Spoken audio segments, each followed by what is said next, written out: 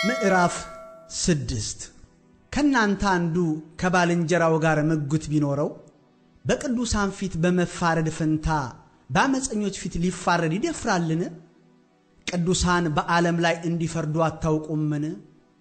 በዓለምስ ላይ ብትፈርዱ ከሁሉ ይልቅ ትንሽ ስለሚሆን ነገር ልትፈርዱ አትበቁምን? የትዳር ጉዳይ ይቅርና በመላእክት እንኳን እንድንፈርድ አታውቁምን? እንግዲህ ስለ ትዳር ጉዳይ የፍርድ ቤት ቢያስፈልጋችሁ በቤተ ክርስቲያን የተናቁትን ሰዎች ፈራጆች አድርጋችሁ ታስቀምጣላችሁን? አሳፍራችሁ ዘንድ ይህን እላለሁ። እንደዚህ ነውን? በወንድሞች መካከል ሽማግሌ ሊሆን የሚችል አንድ አስተዋይ ሰው በእናንተ ዘንድ አይገኝምን? ነገር ግን ወንድም ወንድሙን ይከሳል፣ ይህም በማያምኑ ፊት ይደረጋልን? እንግዲህ ፈጽሞ የእርስ በርስ ሙግት እንዳለባችሁ በእናንተ ጉድለት ነው። ብትበደሉ አይሻልምን? ብትታለሉስ አይሻልምን?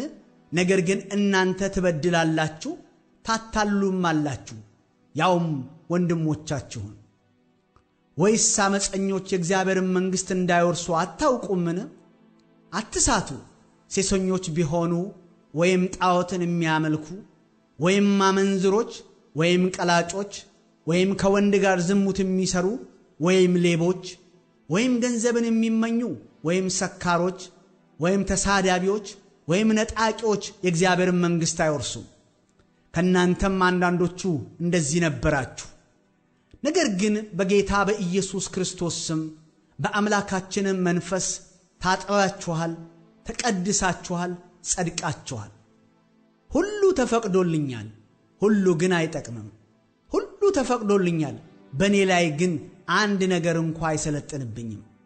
መብል ለሆድ ነው፣ ሆድም ለመብል ነው። እግዚአብሔር ግን ይህንንም ያንንም ያጠፋቸዋል። ሥጋ ግን ለጌታ ነው እንጂ ለዝሙት አይደለም፣ ጌታም ለሥጋ ነው። እግዚአብሔርም ጌታንም ማስነሳ፣ እኛንም በኃይሉ ያስነሳናል። ሥጋችሁ የክርስቶስ ብልቶች እንደሆነ አታውቁምን? እንግዲህ የክርስቶስን ብልቶች ወስጄ የጋለሞታ ብልቶች ላድርጋቸውን? አይገባም። ወይስ ከጋለሞታ ጋር የሚተባበር አንድ ሥጋ እንዲሆን አታውቁምን? ሁለቱ አንድ ሥጋ ይሆናሉ ተብሏልና።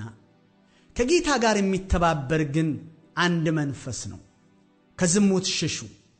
ሰው የሚያደርገው ኃጢአት ሁሉ ከሥጋ ውጭ ነው። ዝሙትን የሚሠራ ግን በገዛ ሥጋው ላይ ኃጢአትን ይሠራል።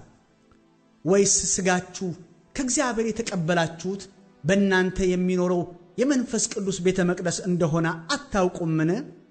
በዋጋ ተገዝታችኋልና ለራሳችሁ አይደላችሁም። ስለዚህ በሥጋችሁ እግዚአብሔርን አክብሩ።